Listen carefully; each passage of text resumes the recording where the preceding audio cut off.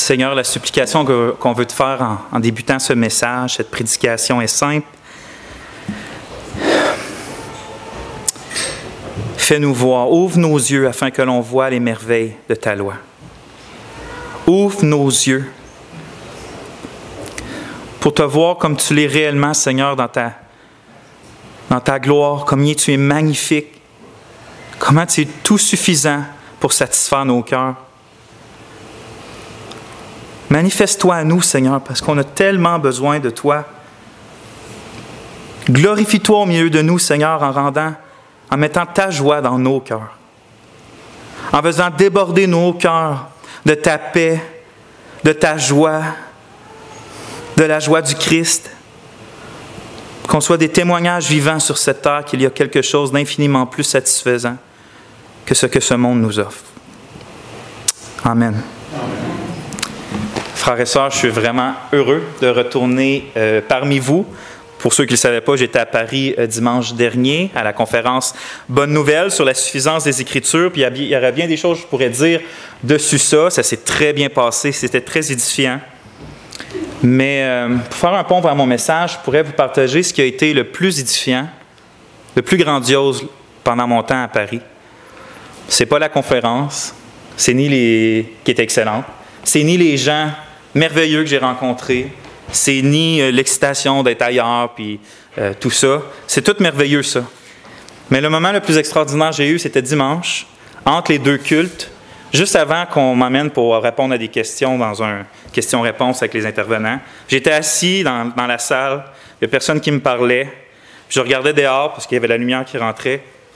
Puis je ne peux pas vraiment vous expliquer, mais dans un moment, il n'y avait plus personne qui existait. Il n'y avait rien de mauvais, il n'y avait rien de bien. Il y avait juste la joie infiniment surabondante de mon Dieu qui était déversée dans mon cœur. L'espace d'un moment, il n'y avait rien qui comptait. Ah, rien qui comptait. J'avais plus rien qui n'allait pas bien dans ma vie. Puis même les bonnes choses paraissaient pâles comparées à la joie du Seigneur qui était déversée dans mon cœur. Évidemment, je ne vais pas vous prêcher sur ce qui s'est passé dans mon cœur. Je vais vous prêcher la parole de Dieu, mais ça fait un pont avec le texte qu'on va lire aujourd'hui, qui est dans Philippiens 4, les versets 10, les versets 13. 10 et 13. Donc, Philippiens 4, 10 et 13.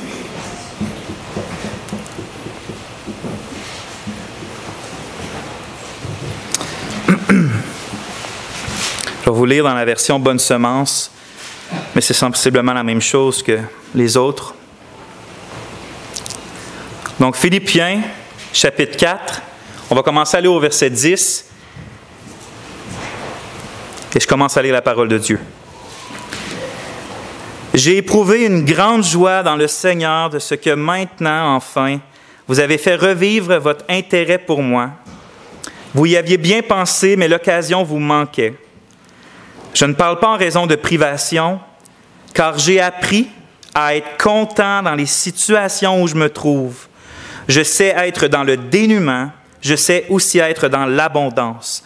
En toutes circonstances et à tout égard, je suis enseigné aussi bien à être rassasié qu'à avoir faim, aussi bien à être dans l'abondance que dans les privations.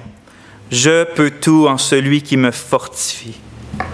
Néanmoins, vous avez bien fait de prendre part à mon affliction. J'ai prêché sur ce texte-là il y a quelques années dans la série que moi et Tony, on faisait dans Philippiens.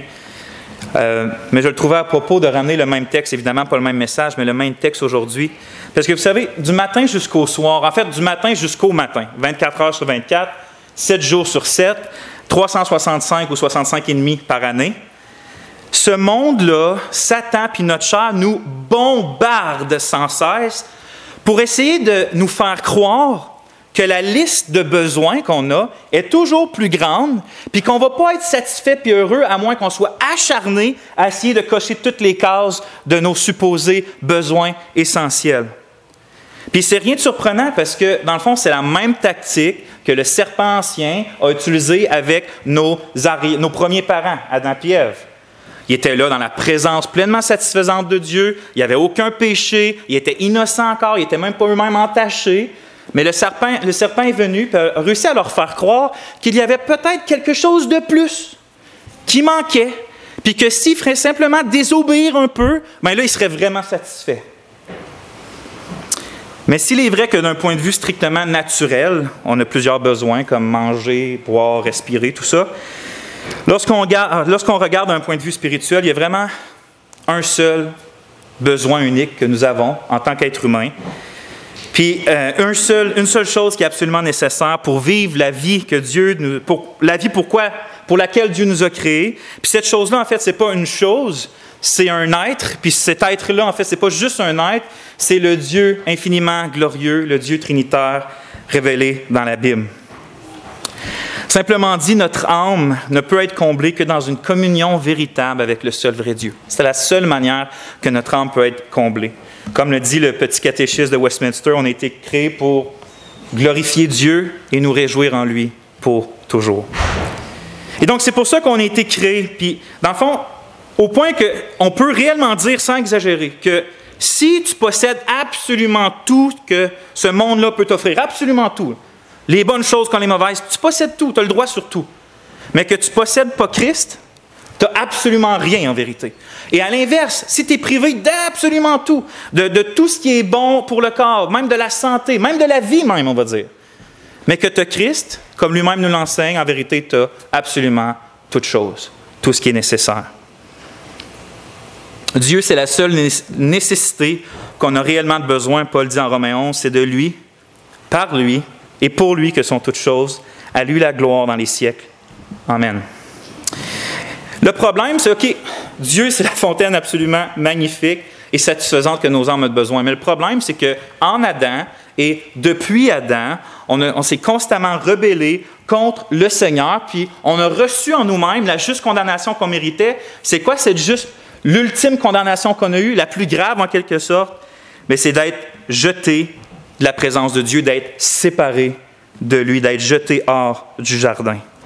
Et donc, à l'exception de notre merveilleux Jésus-Christ, qui était sans péché, tout le monde, sans exception, a commis le double péché que Dieu a reproché à son peuple dans Jérémie, au peuple de l'Alliance. Il dit en Jérémie 2,13, « Car mon peuple a commis un double péché. » C'est quoi ce double péché? Ils m'ont abandonné, moi, qui suis une source d'eau vive, pour se creuser des citernes crevassées qui ne retiennent pas l'eau. C'est ça le double péché, c'est se détourner de la seule source de vie pour essayer d'aller se satisfaire dans des choses qui ne retiennent pas l'eau, qui ne satisfait pas. Donc, malgré le fait que Dieu, c'est la source de toute beauté, de toute bonté, de toute sagesse, de toute justice, de toute paix, de toute joie, de toute force, de toute satisfaction, on l'a quand même pernicieusement abandonné, comme si ça serait un chiffon qu'on pourrait utiliser une fois de temps en temps, puis lorsqu'il est sale, on le jette par en arrière, puis on n'y pense plus.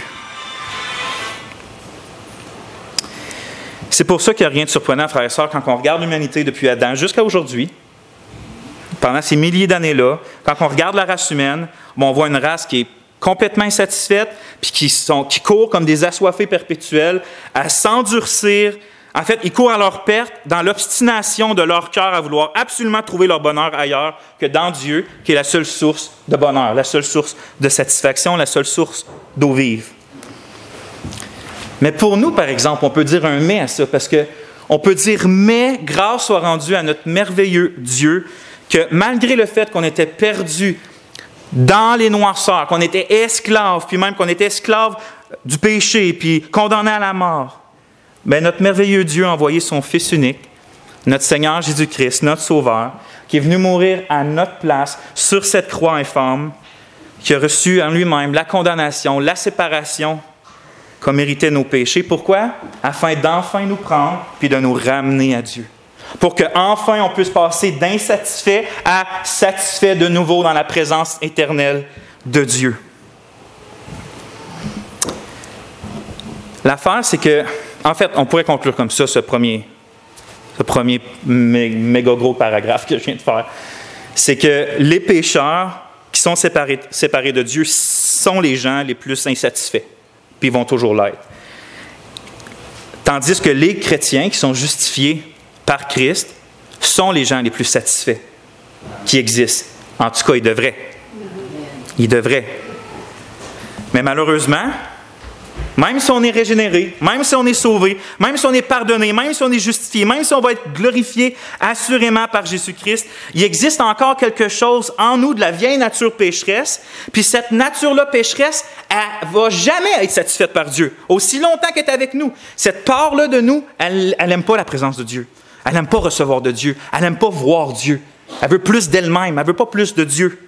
Et donc, aussi longtemps qu'on va être dans ce corps-là, il va y avoir une guerre constante en nous qui oppose notre chair et l'esprit. Puis la chair va toujours désirer autre chose que Dieu. Tandis que l'esprit qui en nous va pas non seulement désirer, mais va nous prêcher, va prêcher à notre cœur constamment que Dieu est amplement suffisant pour nous satisfaire. Et donc, ce combat-là, puis notre joie en tant que croyant, notre bonheur en tant que chrétien va surtout varier du fait que si on fait plus confiance à l'esprit, ou si on fait plus confiance à notre chair dans cette marche-là, dans ce combat-là.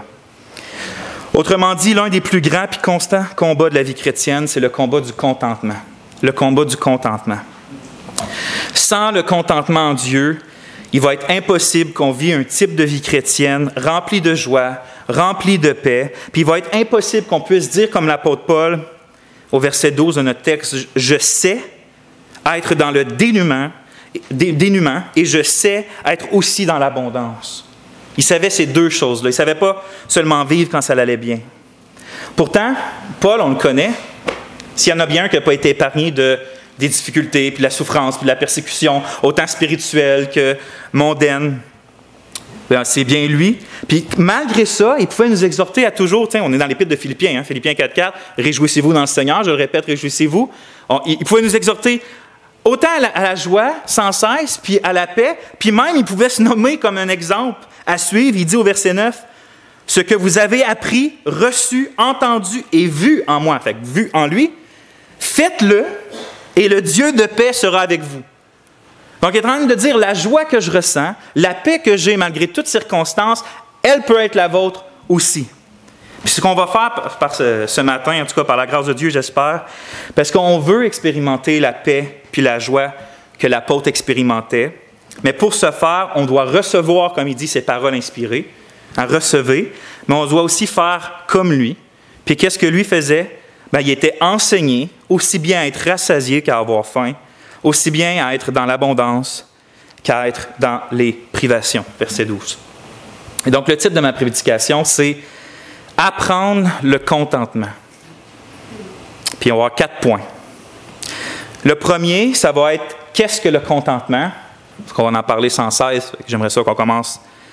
Qu'est-ce que Paul veut dire par le contentement? Donc, qu'est-ce que le contentement? Le deuxième point, ça va être une leçon à apprendre.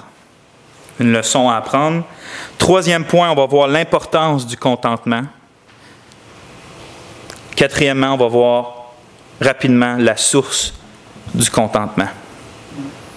Donc, qu'est-ce que le contentement? 2, une leçon à apprendre. 3, l'importance du contentement. Et 4, la source du contentement. Et je prie encore. Ô Éternel, quel passage incroyable dans lequel on se penche maintenant, que malheureusement a été tordu au fil des années, pensant que parce que tu es puissant puis parce que tu es dans notre vie, tu vas toujours nous donner le succès, la prospérité puis tout ça. Que tu vas accomplir tous nos rêves sur cette terre. Ce que tu nous enseignes par là, Seigneur, est bien plus profond, bien plus important. Puis je te prie de nous l'enseigner, comme tu l'as enseigné à Paul. Amen. Donc, premier point, qu'est-ce que le contentement? On lit au verset 11 du passage, « J'ai appris à être content dans les situations où je me trouve. » Fait que le mot « content » ici, c'est ce qu'on veut dire par contentement. Mais dans le fond, qu'est-ce que Paul, lui, veut dire quand il utilise le mot « content » ? Puis c'est peut-être surprenant, mais c'est la seule fois dans tout le Nouveau Testament que le mot en grec, je parle, il est utilisé. C'est la seule fois dans tout le Nouveau Testament, c'est ici. Puis c'est un terme, même s'il est utilisé qu'une fois dans le Nouveau Testament, il était beaucoup utilisé dans la culture gréco-romaine dans laquelle Paul habitait. Puis pour les Gréco-Romains, pour sa culture, je vais vous dire qu'est-ce que le mot voulait dire, signifiait. Essentiellement 2 choses. Donc dans la culture gréco-romaine, ce mot-là, quand il est utilisé, ça voulait dire essentiellement 2 choses. La première, c'est que être content signifiait qu'un homme, il devait se suffire à lui-même pour absolument tout. Donc il n'avait pas besoin de personne. Il était suffisant en lui-même. Ça, c'était la première chose que ça voulait dire.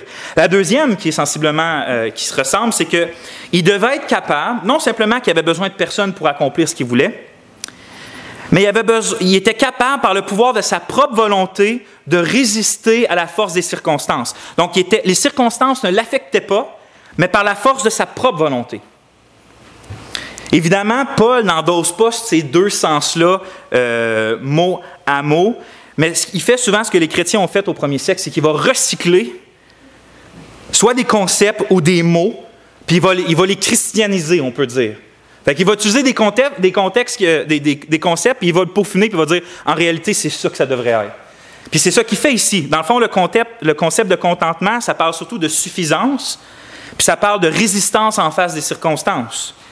Mais lui, dans le fond, il va enseigner que contrairement à ce que le disait la culture gréco-romaine, cette suffisance-là ne vient pas du pouvoir de notre propre volonté, mais elle vient uniquement du Dieu qui nous enseigne et qui nous fortifie. Il dit au verset 13, « Je peux tout, certes, en celui qui me fortifie. » Donc oui, il y a une idée de suffisance, puis une idée de résistance, mais pas par notre propre fond, pas à cause de la puissance de mon propre cœur.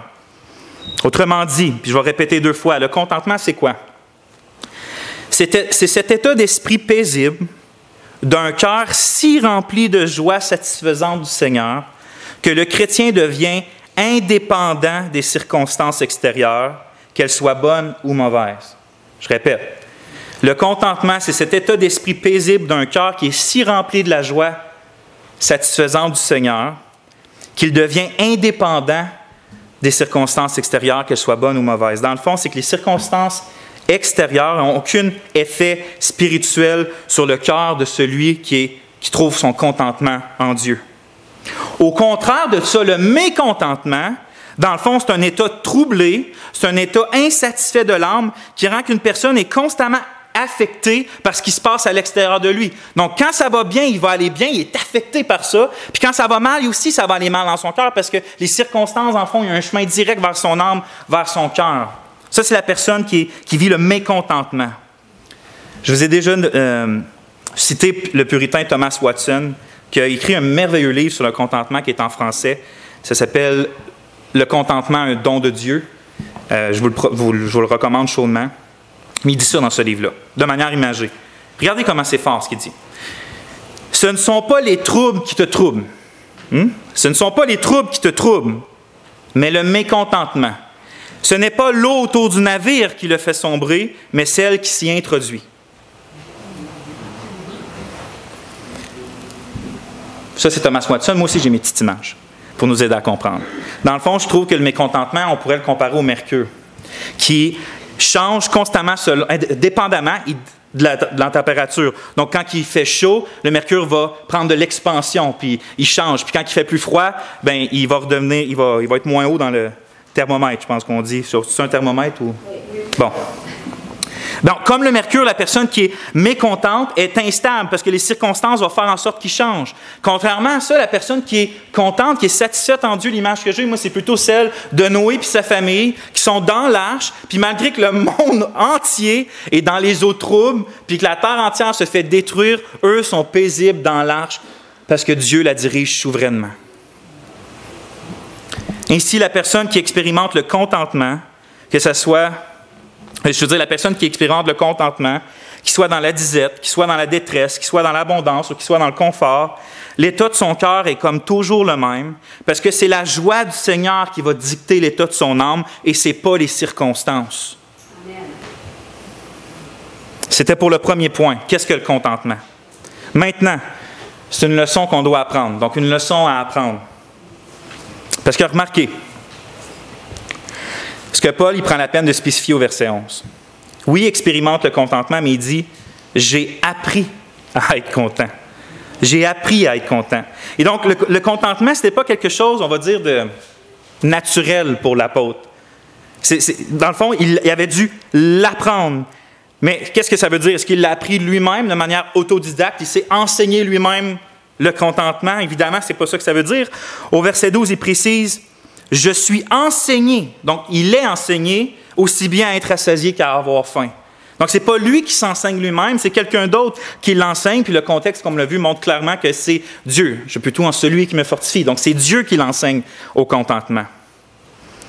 Donc, pour nous aussi, le contentement divin, ce n'est pas quelque chose d'inné. Tu ne viens pas au monde avec ça. Regarde les enfants, en fait, il y a une preuve incontestable que l'humain est insatisfait, puis ça commence dès qu'ils sont des poupons. On le voit bien, ils ne sont pas contents comme qu'on le parle là. Ce n'est pas quelque chose de naturel, ce n'est pas quelque chose qu'on apprend dans le monde réellement. En fait, le vrai contentement, comme on le décrit aujourd'hui, c'est une grâce spirituelle qui s'apprend par ceux et celles qui ont été renouvelés par l'Esprit de Dieu, qui ont été régénérés par l'Esprit de Dieu. Puis, dans le fond, les puritains utilisaient souvent une expression que j'aime bien. Ils disaient, pour décrire notre vie en tant que chrétien, ils disaient notre vie en tant que disciple, ils disaient qu'on était constamment à l'école du Christ. Puis c'est une image que j'aime bien parce que c'est vrai qu'à partir des moments où qu'on est nouveau, qu'on est régénéré, bien à partir de ce moment-là, jusqu'à la fin de notre vie, on est constamment en train d'apprendre par l'Esprit, par sa parole. Il nous apprend en fait à vivre la vie qu'il prend plaisir à voir. Il nous enseigne sur lui, il nous enseigne sur ses œuvres, il nous enseigne sur ses promesses, sur sa loi, sur ses grâces. Il nous enseigne aussi qu'on a besoin d'aide. Donc personnellement, je trouve que c'est l'idée que Paul a dû l'apprendre, cette réalité-là.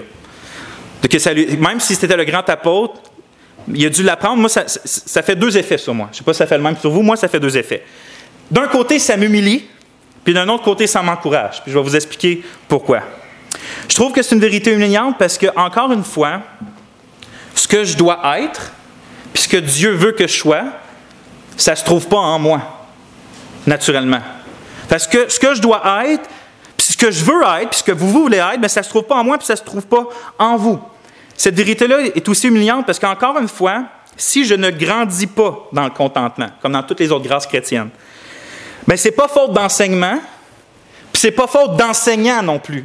Parce que mon enseignant, c'est Dieu lui-même, puis Dieu est infiniment sage et puissant. Donc, si je ne grandis pas, ce n'est pas parce qu'on ne m'a pas enseigné, en parlant l'Esprit puis la Bible, mais c'est pas parce que je n'ai pas un bon enseignant. Là, des fois, on peut mettre ça à l'école, on peut souvent mettre la faute des fois sur le contenu n'était pas très bon, ou l'enseignant, il y avait du bon contenu, mais il n'était pas très bon pour le montrer. Mais on ne peut pas avoir cette excuse-là dans la vie chrétienne avec Dieu. Ainsi, si je n'expérimente pas le contentement, le problème se trouve nécessairement en moi. C'est ça que je dis que c'est humiliant. Est-ce qu'on a une oreille attentive puis désireuse d'apprendre la leçon que Dieu veut nous apprendre? Regardez bien en Proverbe 2, les 5 premiers versets.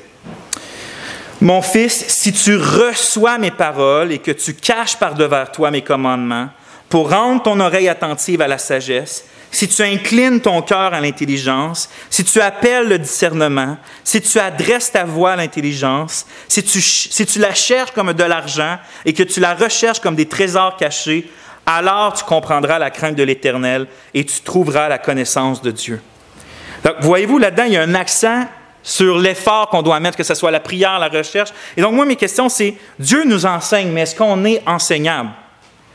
Dieu nous enseigne, mais est-ce qu'on accorde de la valeur à ces enseignements? Dieu nous enseigne, mais est-ce qu'on l'écoute attentivement? Dieu nous enseigne, mais est-ce qu'on fait tous nos efforts pour retenir les leçons qu'il nous enseigne? Encore une fois, je vous avais déjà dit une image que beaucoup avaient appréciée, qui était venu me voir après la prêche que j'avais faite avec cette image-là, puis je tiens à vous répéter parce que je pense que c'est efficace. C'est Thomas Watson, encore une fois, puis il dit « De nombreux chrétiens ressemblent à un tamis. » Vous savez, c'est un genre de... un socle là, avec des petits trous. Bon. « Placez cet instrument dans la rivière et le voilà plein d'eau. Retirez-le et il n'a rien retenu. » Et donc, aussi, il dit aussi, ces gens se souviennent de quelque chose au moment où ils sont assis à écouter le message, mais tel le tamis qui se vide une fois de l'eau, ils oublient tout dès qu'ils sortent de l'Église. Mais ça, lui, il l'applique à l'Église. Mais on peut l'appliquer à quand on est tout seul avec la parole, quand on médite, quand on prie. Est-ce qu'on est comme des tamis on est rempli tant qu'on est là, mais aussitôt qu'on s'éloigne, on se vide complètement?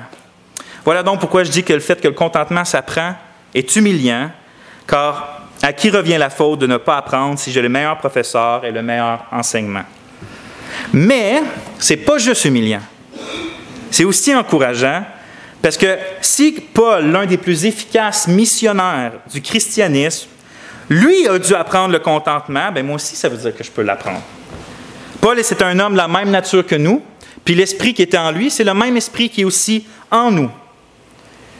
C'est donc pas en vain qu'il va dire au verset 9, « Ce que vous avez appris, reçu, entendu et vu en moi, faites-le, et le Dieu de paix sera avec vous. » On peut réellement l'imiter, parce qu'on n'est pas plus pécheur qu'il l'était, puis l'Esprit n'est pas moins fort qu'il l'était non plus dans sa vie. Apprendre ce que Paul a lui-même appris, c'est possible, parce qu'encore une fois, la grâce de Dieu qui était agissante dans sa vie est aussi agissante dans la nôtre. Puis c'est encourageant parce que, comme on a dit, on a un enseignant, mais l'enseignant, il s'appelle El Shaddai, c'est-à-dire le Dieu Tout-Puissant. C'est lui notre enseignant, ce qui veut dire que... En fait, c'est ça qui est merveilleux avec les paroles de Dieu. C'est que,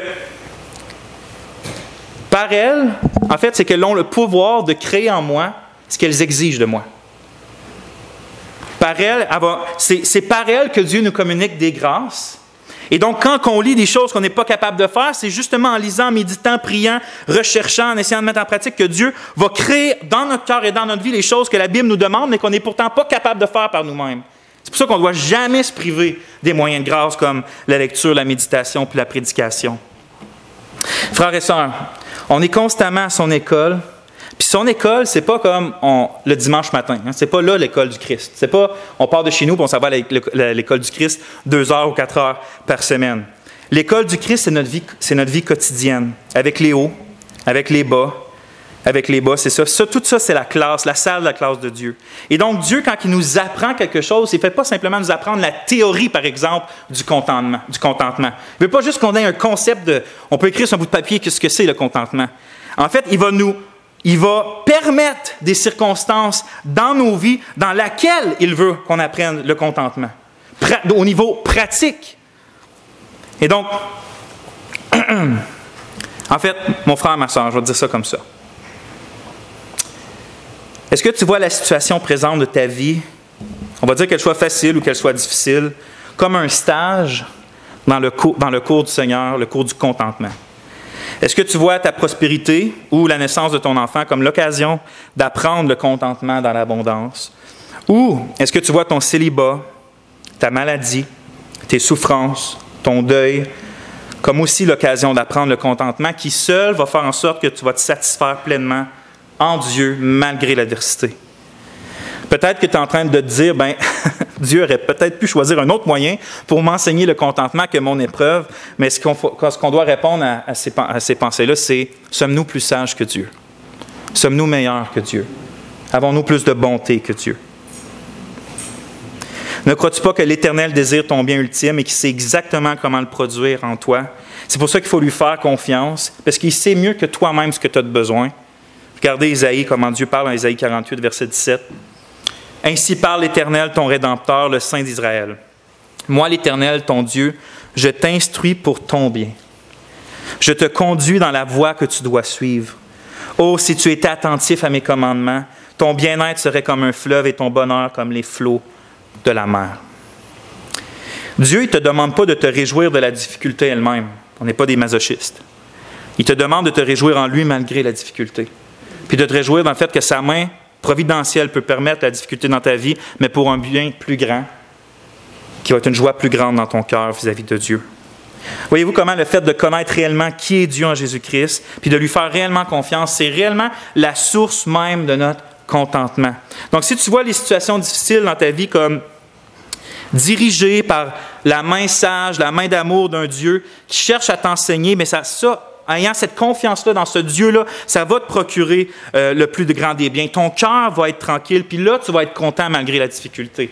Mais il faut que tu aies une vision juste de qui est Dieu. Pas juste qu'il est souverain, mais qu'il ne m'aime pas, ou pas amour. Pas juste qu'il est amour, mais il n'est pas souverain. Il est pleinement souverain sur ma vie, il est pleinement sage, et puis il m'aime d'un amour qu'il a prouvé à la croix. Mais ces 3 choses-là ensemble, additionne-les, puis tu n'as pas le choix d'être tranquille dans une situation, puis d'être capable de passer au travers. C'était le 2e point, qu'il fallait apprendre le contentement. 3e point. L'importance d'apprendre le contentement. L'importance d'apprendre le contentement. Parce que oui, le contentement, c'est une grâce qui s'apprend. Mais pourquoi c'est si important? Il y a beaucoup de raisons. J'ai décidé, pour vous faire grâce, de me limiter à 4. 4 qui sont, vous allez voir, évidemment, interreliés. La première des raisons pourquoi c'est si important, c'est que le contentement, c'est le remède le plus efficace contre les tentations du péché. Première raison de pourquoi c'est si important d'apprendre le contentement. Parce que c'est le remède le plus efficace contre les tentations et le péché. Parce que sachez-le, frères et sœurs, que la tentation a seulement accès à notre cœur lorsqu'elle trouve du mécontentement dans notre cœur. C'est la seule manière que la tentation peut réussir à amener son hameçon jusque-là. Pourquoi? Parce que c'est seulement lorsque tu trouves du déplaisir dans ton cœur que le péché peut te tromper en promettant des fausses promesses que tu vas être plus satisfait. Si ton cœur est barricadé de joie, la tentation ne peut même pas me rentrer et dire « Ah ouais, là, tu n'es pas trop content, moi, je te propose quelque chose de mieux. » Mais à la seconde qu'il trouve un vide, un cœur ou de l'avidité à quelque part, là, il peut dire « Ouais, mais si tu ferais ça simplement, tu serais plus satisfait. » Hein, l'homme qui est mécontent de son mariage va être facilement tenté à l'adultère de cœur ou d'action. La femme qui est mécontente de son célibat va être facilement tentée au péché sexuel, à la fornication. L'étudiant qui est mécontent de l'amour de Dieu puis des gens qu'il place dans sa vie va être plus fortement tenté de se conformer aux autres pour être aimé puis être accepté. Le pasteur qui est mécontent de l'état de son Église où il sert va être tenté de négliger son travail puis de devenir amer. La personne qui est mécontente de sa santé va être tentée de désespérer puis de douter envers Dieu. La personne qui est mécontente de sa situation financière va être tentée de voler, de tromper, de mentir. Pourquoi Satan y est tombé? C'est parce qu'il était mécontent de ne pas être comme Dieu. Pourquoi Adam et Ève sont tombés? Parce qu'eux aussi étaient mécontents de ne pas être comme Dieu. Pourquoi Sarah a donné sa servante comme femme à Abraham pour qu'elle lui fasse un enfant? Mais c'est parce qu'elle était mécontente de ne pas elle-même avoir d'enfant. Pourquoi il y a autant d'Israélites qui sont tombés morts dans le désert malgré que Dieu les conduisait? Mais c'est parce qu'il était mécontent que Moïse soit si longtemps sur le mont Sinaï, parce qu'il était mécontent que Dieu soit invisible, parce qu'il était mécontent de manger juste de la manne puis pas de la viande, parce qu'il était mécontent qu'il y avait juste la famille d'Aaron qui pouvait être souverain sacrificateur, puis parce qu'il était mécontent qu'il leur fallait affronter des nations pour prendre possession du pays promis. Et à chaque fois qu'ils ont péché, c'est parce qu'il y avait un mécontentement dans leur cœur. Puis j'aurais pu encore continuer longtemps comme ça, mais le point est clair. Trouvez un péché dans votre vie, puis vous n'avez pas... Si vous êtes le moindrement éclairé par Dieu, vous n'avez pas à fouiller ben.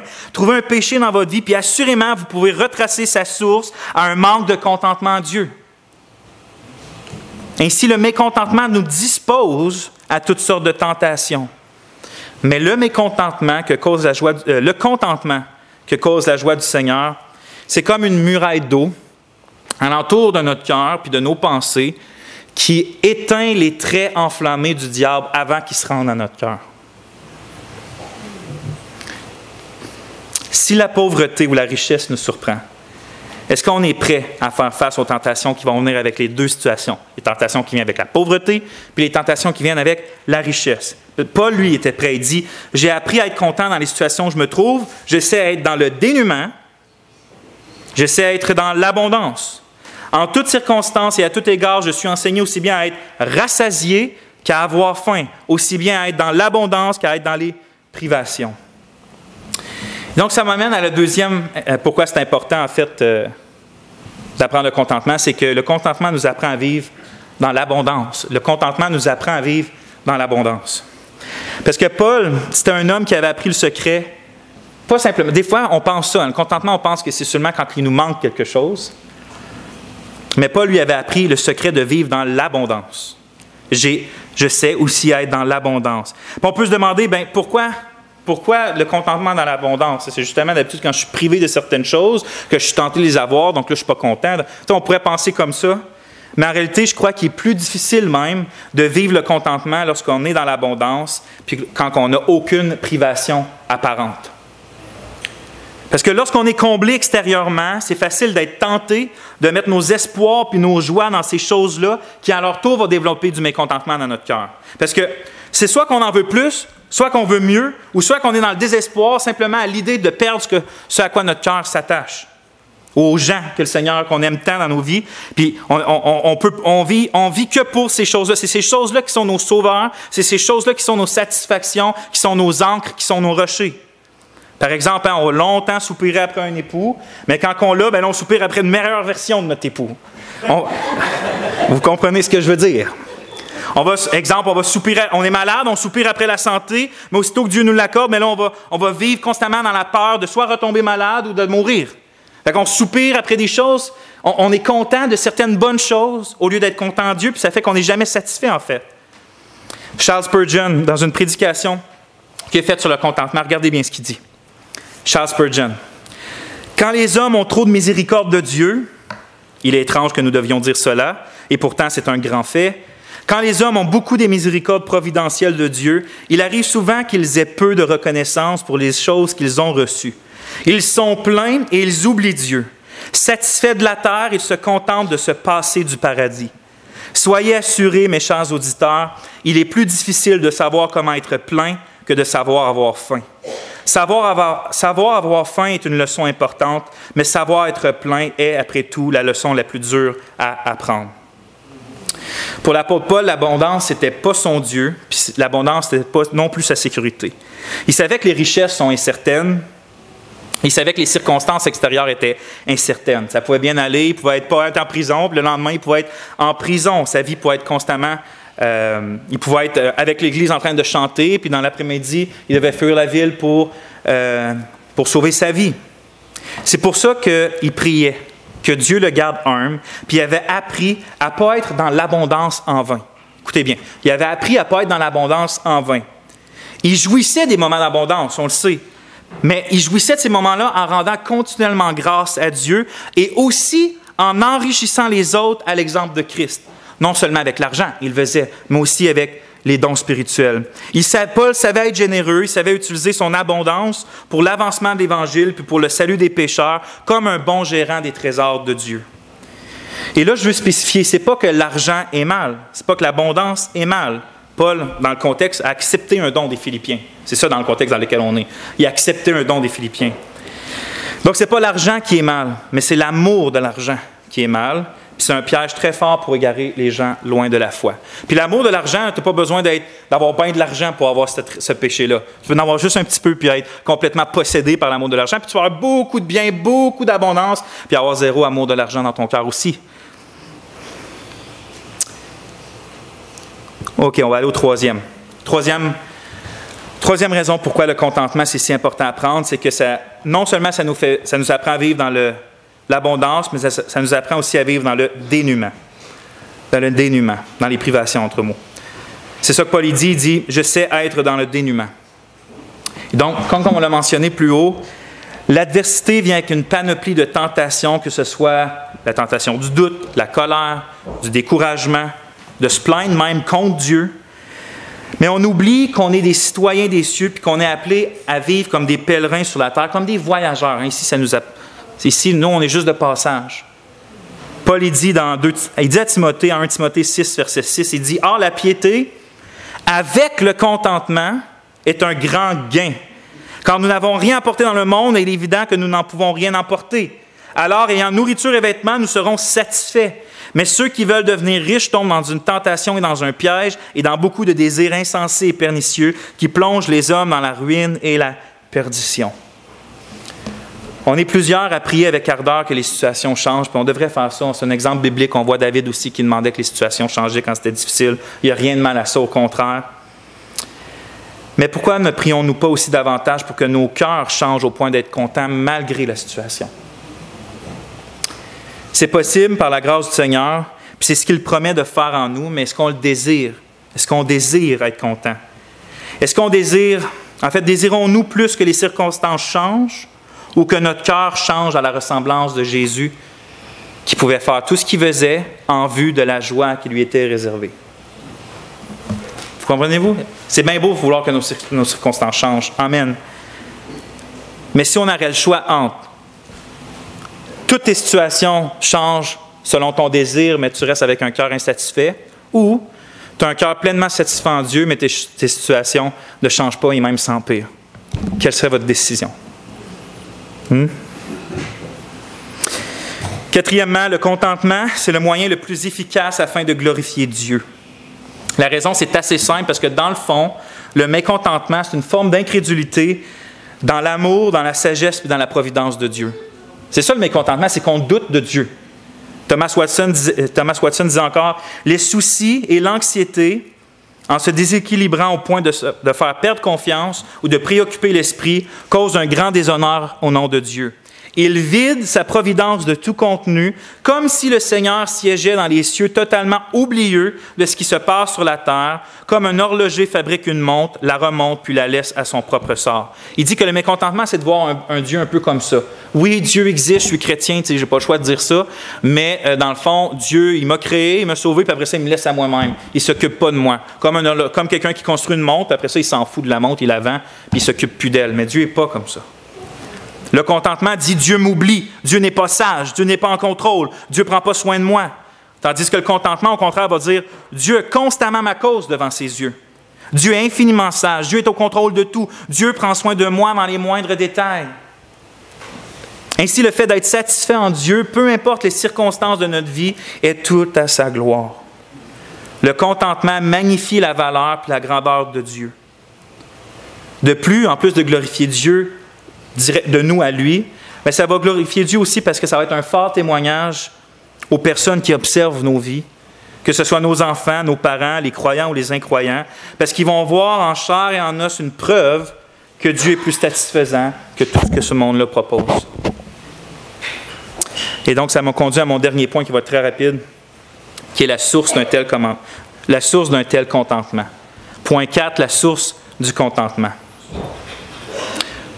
Pourquoi je dis rapidement, ce n'est pas parce que ce n'est pas important, c'est parce que je l'ai relevé dans mon introduction, je l'ai relevé tout au long du message. Évidemment, c'est quoi la source du contentement? Bien, c'est la personne extraordinaire de Dieu. Je peux tout en celui qui me fortifie. C'est ça la seule chose qui peut nous faire voguer joyeusement et puis paisiblement sur les eaux troubles de la vie. C'est quoi? C'est une connaissance, puis une communion toujours plus profonde avec Dieu en son Fils, Jésus-Christ. Et donc, les questions à se poser, c'est quelle place accordez-vous dans votre vie à la poursuite de Jésus-Christ? Est-ce que vous vous levez le matin avec comme premier but de voir son visage? Est-ce que vous vous couchez le soir en vous reposant sur lui? Est-ce que vous méditez ses perfections, sa sagesse, sa beauté, ses œuvres, ses promesses, ses paroles? Est-ce que le Seigneur Jésus-Christ, c'est votre trésor et le but de votre existence? Parce que si ce n'est pas le cas, vous n'avez pas besoin de grands psychologues et de thérapeutes pour vous dire pourquoi votre cœur n'est pas satisfait et que votre cœur n'est pas joyeux. Paul pouvait dire « J'ai appris à être content dans les situations où je me trouve seulement parce qu'un chapitre plus tôt, en Philippiens 3.8, il disait « Je considère toute chose comme une perte à cause de l'excellence de la connaissance du Christ Jésus, mon Seigneur. » C'est pour ça qu'il pouvait être content. C'est parce qu'il pouvait dire « Je considère comme une perte toute chose à cause de l'excellence de la connaissance du Christ. » On apprend le contentement lorsqu'on apprend à connaître et à communier avec Jésus-Christ, le pain et la source de notre vie. C'est pour ça qu'on doit consommer notre zèle à une seule et unique chose. En fait, toute chose va pointer vers ça dans notre vie, c'est à la poursuite du Seigneur lui-même. Regardez bien, le puritain Isaac Ambrose va écrire quelque chose qui va vous montrer pourquoi j'aime autant les puritains. Regardez bien sa plume. Isaac Ambrose. « Oh, si j'avais besoin de persuader vos cœurs de regarder vers Jésus. Votre Jésus n'est-il pas digne?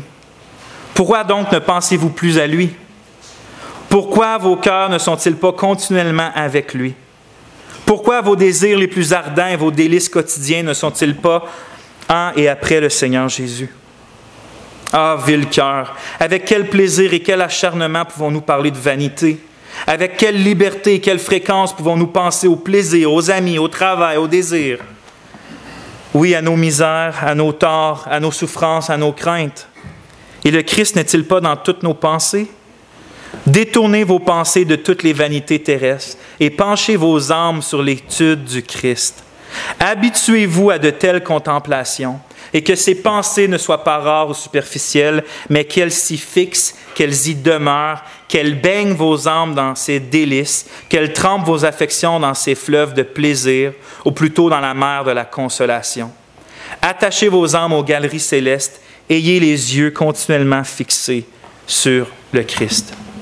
Vous savez, notre sœur Sylvia a fait présentement à la Fontaine des Arts un vernissage, je pense que ça s'appelle, puis elle montre les œuvres qu'elle a peintes.